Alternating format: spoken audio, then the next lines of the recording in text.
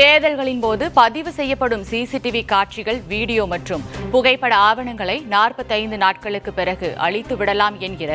நடுவண் அரசின் முடிவு நேர்மையான தேர்தல் நடைபெறுவதை அளிக்கக்கூடிய செயல் என காங்கிரஸ் தலைவர் செல்வ பெருந்தகை குற்றம் சாட்டியுள்ளார்.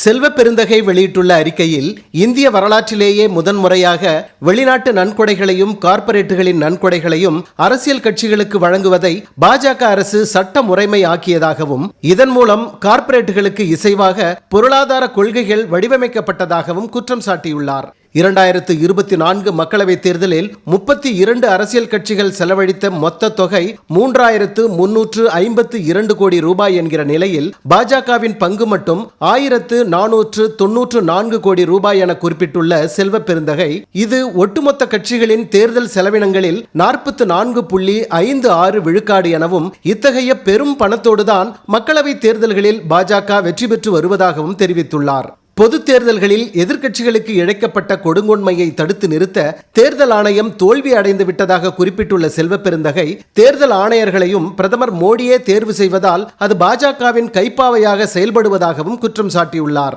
இந்த நிலையில் தேர்தல்களின் போது பதிவு செய்யப்படும் சிசிடிவி காட்சிகள், வீடியோ மற்றும் புகைப்பட ஆவணங்களை 45 நாட்களுக்கு பிறகு அழித்துவிடலாம் என முடிவு செய்திருப்பது நேர்மையான தேர்தல் நடைபெறுவதை அழித்துவிடும் என கூறியுள்ள செல்வ பெருந்தகை, தேர்தல் தொடர்பான முறைகேடுகள் குறித்து சில நாள்களுக்கு பிறகு பல்வேறு வழக்குகளில் தேர்தல் ஆணையத்தின் ஆவணங்கள் தேவைப்படும் போது அவற்றை வழங்காமல் தடுப்பதற்கு இந்த முடிவு வழிவகுத்திருப்பதாக குற்றம் சாட்டியுள்ளார்.